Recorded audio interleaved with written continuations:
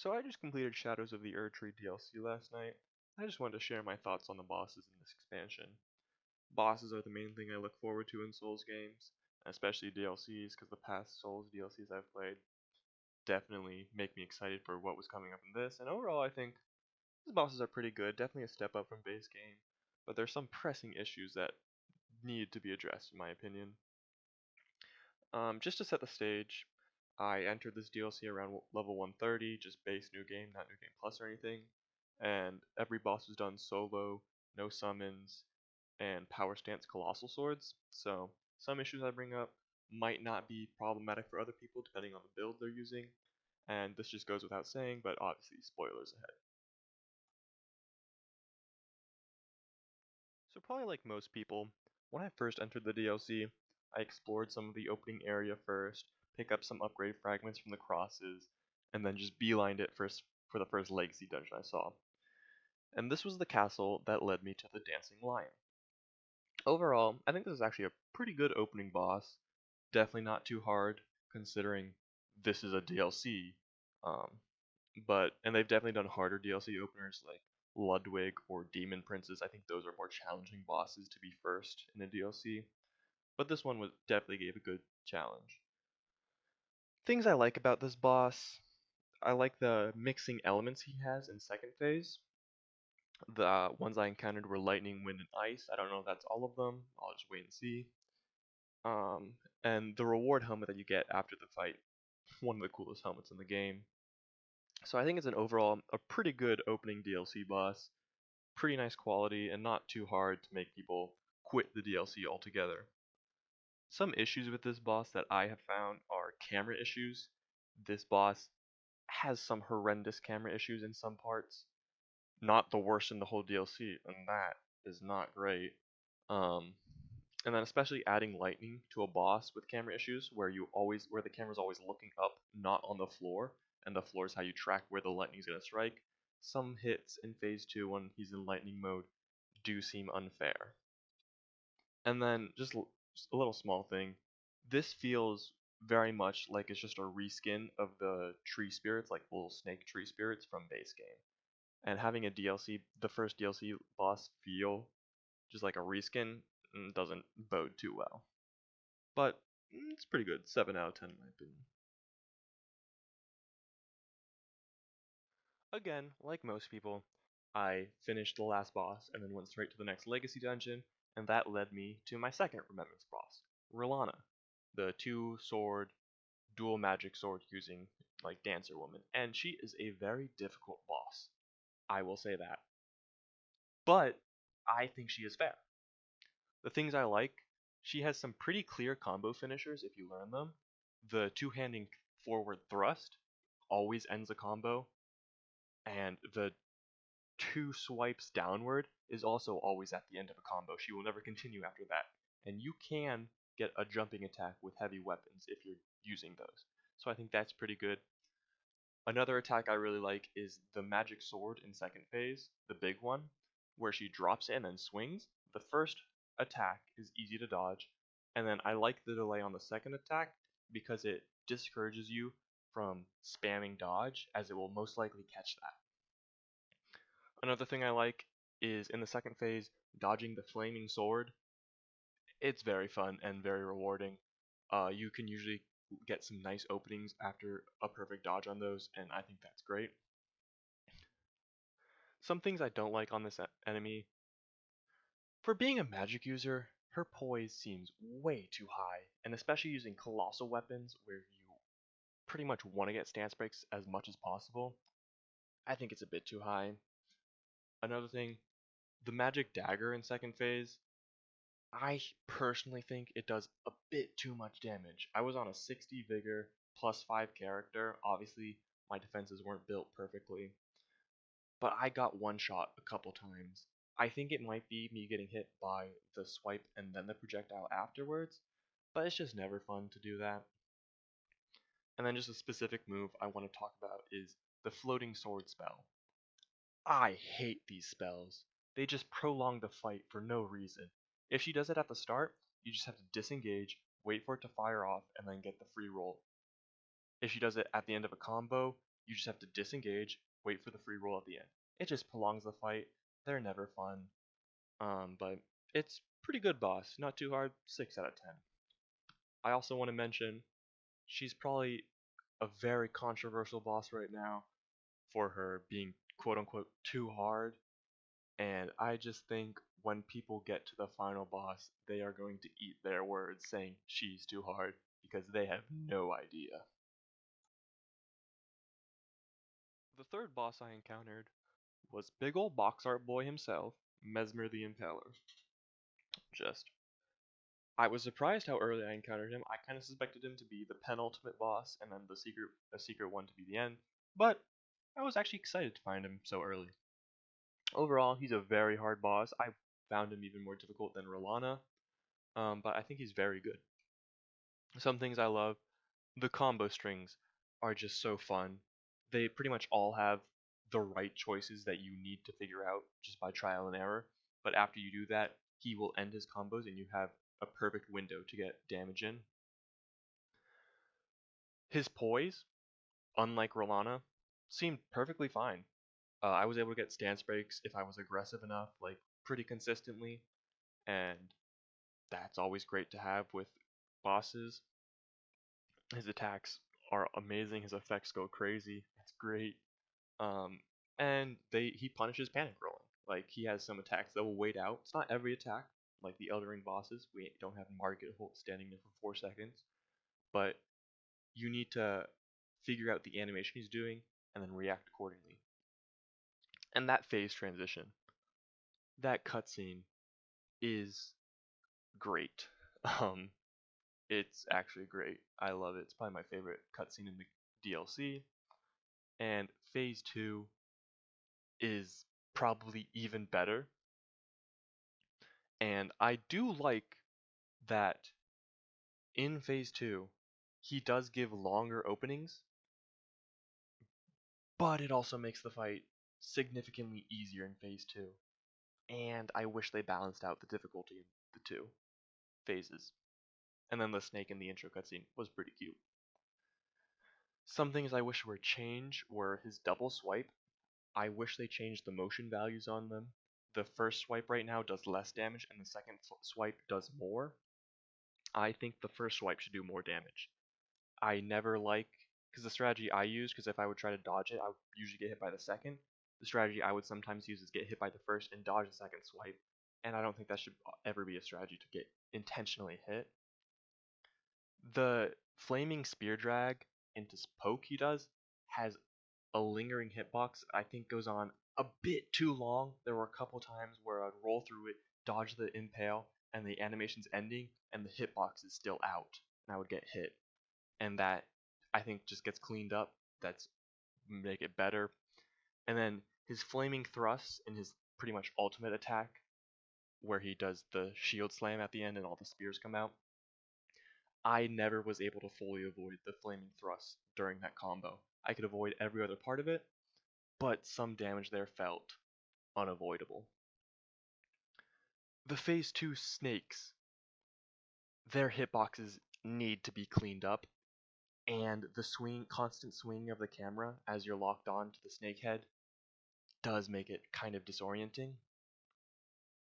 And then again, I wish they arranged the difficulty in the two phases to be more equal. Right now, phase 1 is very hard, and phase 2 is a decent challenge, but it's a lot easier since the opening he gives for the dodge is massive. But I think if FromSoft cleans up these issues, cleans up the hitboxes, I think this boss will become iconic and one that many people will talk about for many years. So the next boss I encountered after Mesmer was Ramina. Uh, yeah, this is a boss for some reason. This is a main boss. Like, she's so forgettable. I second tried her. She's way too easy. Um, Things I liked about her though, the colors are really nice. I like the pink and purple. The butterfly aesthetic on like her supers were cool. Um, and the rot buildup is pretty much not intrusive at all. I didn't even notice that there was a status buildup when I was fighting her. And then in my notes I have not as bad as Elden Beast. So there's a positive there. Things that are bad, way too easy for where I found her. Like this is the boss that's after Mesmer. Um, a lot of the fight, I think, I don't know, I fought her twice and then she was gone. Was running after her,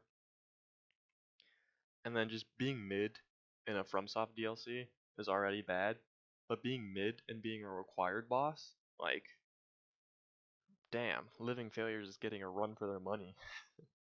But yeah, she's forgettable. I don't think anyone's gonna care about this boss after everyone's done with the DLC, so yeah, like 3 out of 10. So after Ramina, I was at the final boss, so I looked up the other remembrances to take on them before the final one, and that led me to fighting Commander Gaius. Let's just get it out of the way. This guy sucks. He's not fun at all. The only thing in my notes as the things I liked are he reminds me of better bosses. He reminds me of Dragon Slayer from DS3 in the way he looks, and he reminds me of Gyobu from Sekiro because he's riding an animal. um, things I don't like, pretty much the whole fight. He's constantly running away. He's just throwing like gravity magic at you, or coming in to swipe at you once and then run away again. Um, the charge hitbox is awful, and if you die to him on your first attempt, every subsequent attempt he will always start facing your door, and then do the first thing he does is a charge, and that hitbox is awful. I once got hit. I'll bring up the footage. I once got hit by it twice and got one shot in one charge. It was so bad. Or if he charges into a wall, he just keeps going. He doesn't stop. He just keeps charging into the wall, and you can't hit him. Um, yeah, he just flails around. He just runs around. He's hard, but not in an enjoyable way. Just in a way that makes you mad fighting him. Another thing, if you get a stance break on him from behind, he does not stay broken long enough for you to get the riposte off. It is impossible to walk around to the glowing like yellow area to get the riposte. So if you stance break him from behind, you just have to do another attack and you can't do anything. And it's like, who was on QA for this boss, and who decided to give him a remembrance to make him one of your 10 main bosses in the DLC? And it just baffles me. So yeah, 0 out of 10. This boss sucks. So the next boss I did was Metor or Meteor, the Mother of Fingers, the questline boss. And she's pretty good. Not great, but pretty good. Her arena is cool. It's like Rom's arena, and this fight, like all in all, seems like a combination of Rom and Ebrietis from Bloodborne if you combine them together. Her hitboxes are pretty good. The lasers are fun to dodge. Um, the run back, it's like one of the most interesting run backs because the Stake of America is behind the teleporter, kind of like Redon's from base game. But it's never annoying. It's pretty good. And it's like a spectacle fight, kind of like Estelle. But whereas Estelle was annoying to fight, this is definitely a lot more fun to fight. Things that were kind of annoying in this fight. For an end of questline boss, I found it a bit too easy. Like this is the main questline in the DLC, kind of like how Ronnie was the main side quest in base game. This is the main side quest in the DLC. The second phase transition move, where she summons the bubbles from the ground, I noticed sometimes bubbles would just spawn under you, and you don't have any time to react, and they would just explode on your character model, and you would take damage. The super move in second phase, where she becomes like a black hole, and lasers come out everywhere, I think it goes on a bit too long. Like, it's pretty easy to dodge, it just prolongs the fight for a while, so that the mini hands can chase you, but you can kill those hands in like one swing, so there's nothing really to do during this if you dodge it. And this is more personal, but I'm not a fan of the whole finger thing that Elden Ring went for. I find it kind of disgusting, actually. But overall, pretty good boss. 6 out of 10. It's like nothing special, but it's pretty solid. I'm not even gonna attempt to name this boss. I don't think I could do it. It's the skeleton guy on the horse. Um, this boss is pretty good. Pretty easy for where I found him, but I think that might just be my fault. But it's definitely a good boss. Let's get this out of the way. It's a huge Meteor reference. It has the drop into the arena, the exact same as Meteor's, and the arena itself is just Meteor's arena, but they made it a bit more purple. And I love Meteor, so that bodes well for this boss. Other things I like about this fight, it has very strange dodge timings. And I think it fits this boss very well. It's to the benefit because this is a weird boss to look at. It's like a goopy slime 2 thing with a horse and a man and a weird weapon. So the dodge timings being a bit strange definitely helps. The duo attack on paper seems like it'd be really annoying to deal with where the man jumps around and the horse charges, but the horse will only charge after the man has jumped over you and the camera has switched to looking at him, and the horse always spawns on the same side. So the camera is still facing the horse even without being locked on, so you always have time to react. And I think it's one of the coolest attacks mechanically that they have pulled off because it's very nice to dodge. And then the hitbox on the horse's charge is actually really good. Yeah, a charge hitbox being good. Oh my god. Um, so yeah, it's pretty decent. Some things I don't like. I love Meteor drop as much as the next guy, but after a while it gets old. So if you're struggling on that boss, I think that the dropping into the arena is gonna get old quick.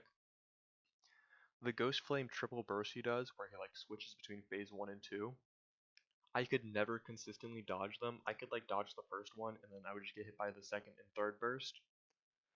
So I don't know if there's a proper timing that you can learn, but I just was never able to. And then the constant swinging around of the guy jumping around or them riding around you, the camera swinging around with them does get disorienting, but it's nothing too bad to deal with, and I think this is a pretty good boss. 7 out of 10.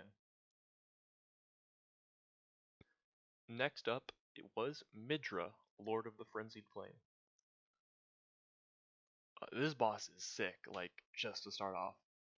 I haven't talked about this much because most other bosses don't have great music, or it's like not memorable at least. This boss's music, best in the DLC, by far. Like, it's not even a contest. I think this is like up there with like Ludwig's OST or Gale's OST as one people will remember. The effects on his attacks are crazy. They're very well telegraphed, and the hitboxes on the frenzied bolts are never too annoying.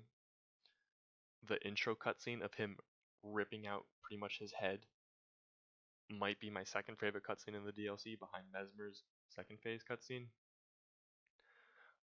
He has mix-ups on his attacks where he can catch early rolls or he will catch late rolls, and you just have to learn those yourself through trial and error. So it's a fun fight to learn. And then for being called Lord of the Frenzied Flame, the frenzy status is never too intrusive in this fight. Anytime I ever got frenzied, it truly felt like it was my fault. I just played bad, I missed my dodge timings, or I was getting too greedy.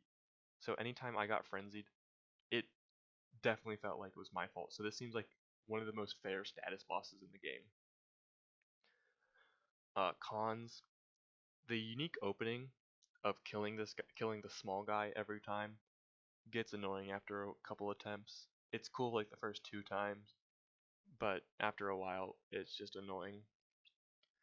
The phase 2 transition move where he becomes pretty much a nuke, I never dodged. Like, I never dodged through this through this hit. I don't know if it's possible, so I would just tank the hit and then use up 2 flasks. This is a weird one to nitpick about, but he has such little stance. I was able to stance on my kill run. I stance broke him I think 4 times, and it took like 3 attacks each time. Um, so give some of that stance that Rana has and give it to him, and then that will make this fight a lot harder for colossal weapons. But I think that would be good because this fight is actually good. And then for being called Lord of the Frenzy Flame, which is one of the hardest names, and then for in the area that he's found in, pretty much this horror area that has like all this weird stuff going on, I think they could have gone a lot crazier with this fight, and that would have bumped this fight up to like a 9 or a 10 out of 10. But I think this is like one of the best fights in this DLC. So 8 out of 10 fight. Next up is the Scadutree Avatar. There's not much to say about this fight. He was my second to last fight, but it feels like he should be like the second fight in the DLC, so he was way too easy. Things I like, the aesthetic and the colors. I like the black and yellow of like the shadow tree that is constantly throughout the DLC. And then the gimmick of killing it three different times, and every time it comes back it has new attacks and it's like a new phase. It's pretty fun. What I don't like, I think this has the worst camera in the whole DLC. The camera in this fight is so bad. um, like it locks onto his head and it's constantly swinging around, and if you get under his head and you're by the roots, you just can't see anything. Another con, way too easy for where I fought him. And then I know I've complained a lot about attacks that I was never able to dodge. This is the one that I feel like was the most my fault. Like I feel like this was just my skill issue, but I never dodged the nuke. But I killed him before I even had to learn it. So yeah, that one feels like my fault. But this fight is just like not good. So I am happy it's done. 2 out of 10.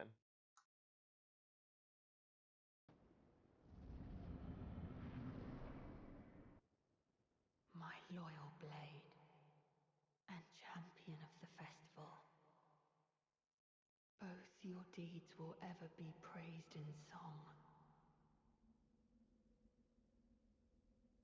Now, the vow will be honored, and my lord brother's soul will return, so that he may be my consort.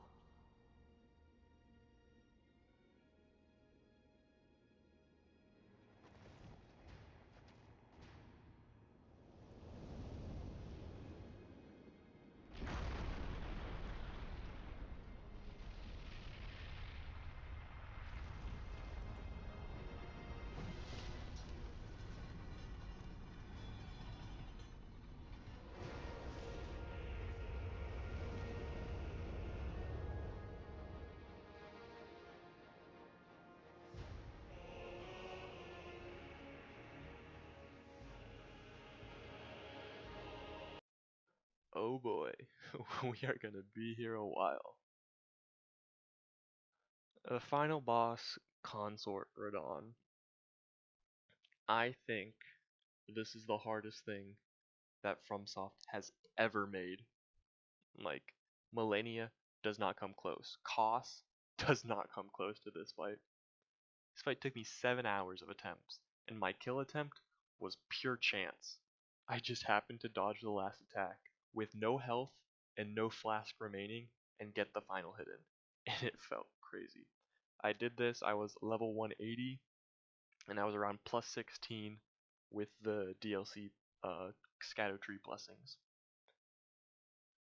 So before the fight, Redon was probably my second favorite character in base game, right behind Godfrey, because I loved the Horaloo section of that fight.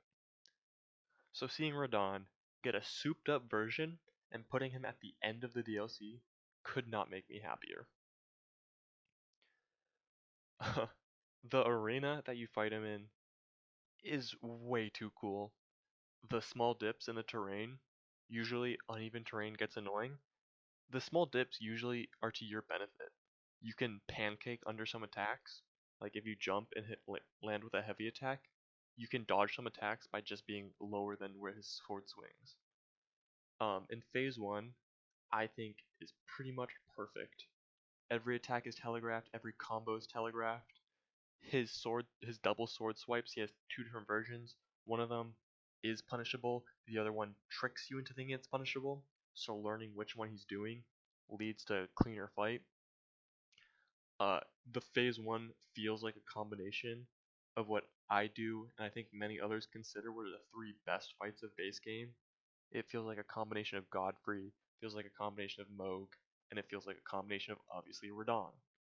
So throwing them all together and cranking that difficulty up, not even to like 11 to like 15, made phase one so good.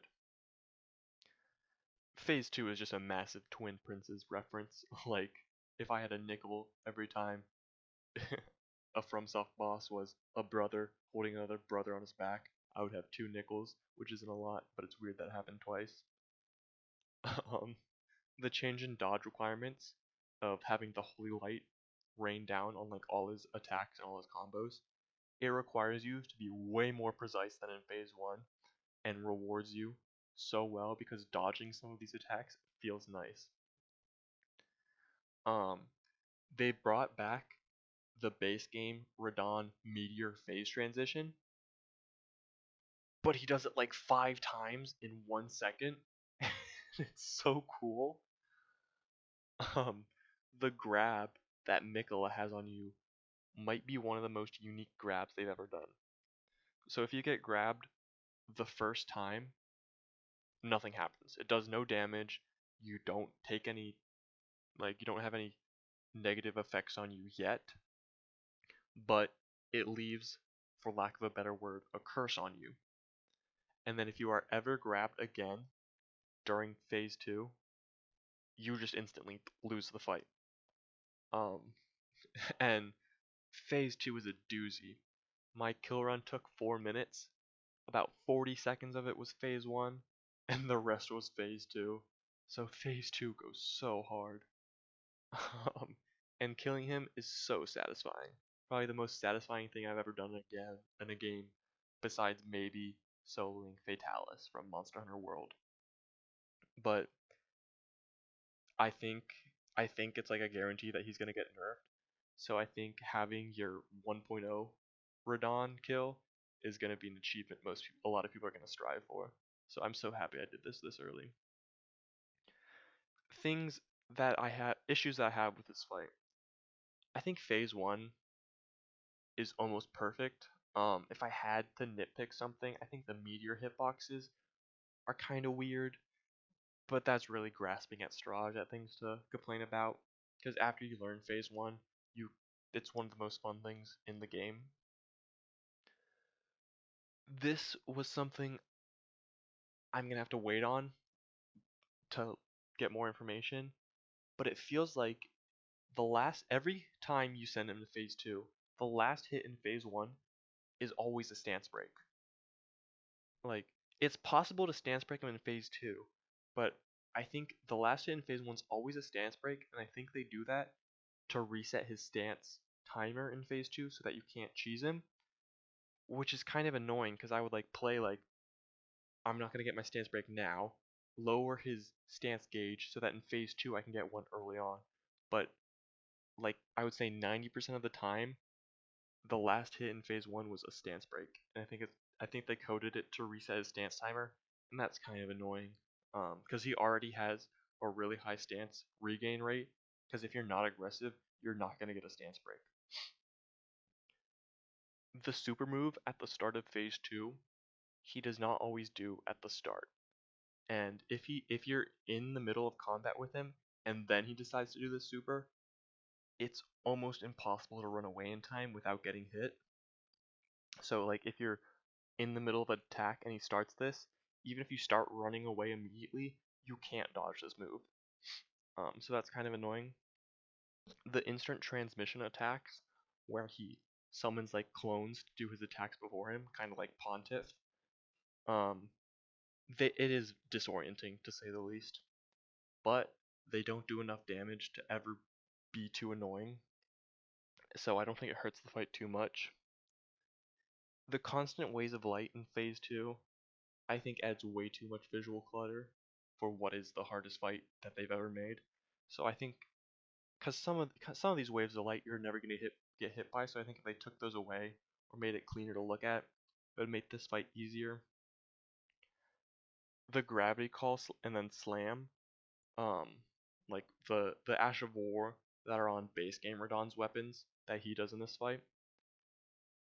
In second phase, I never dodged the follow up.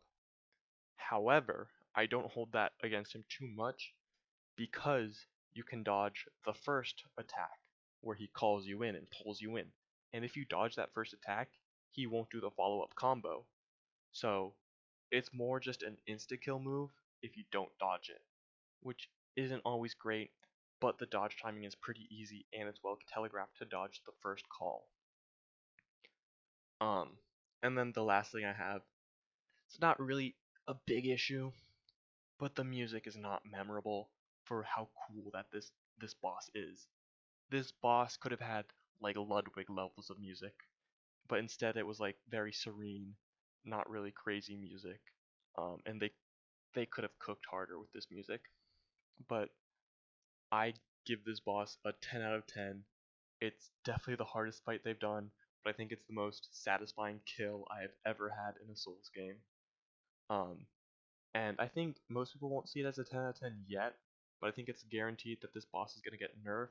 And if they don't neuter it, I think most people in the more balanced version will agree that this is like a 9 out of 10, 10 out of 10 fight, and one of the best they've ever made. So, yeah.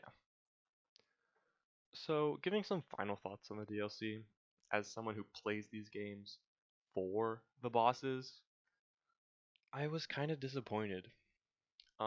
Don't get me wrong, some of these bosses are great. Mesmer, or the Frenzied Flame boss, or the final boss specifically. Like, these are bosses that, if I see in your top 10, I'm not going to question why. Like, I know. But having, like, Commander Gaius, or the whatever tree avatar, and, like, some other just forgettable bosses, it it's kind of disappointing because this is a FromSoft DLC. These are always where you find the best content in these games. Um, so just having some, I was hoping more quality assurance was put on the bosses, but they definitely made up in the other ways in this DLC. The world is great. Some of the areas you can explore are so fun. Specifically, the Dragon Cliffs I really liked, and the horror area. I think it's the Abyssal Woods or something like that. Those areas are great, and I'm glad I got to explore them. Uh, Now, touching on the current controversy, is the DLC too hard?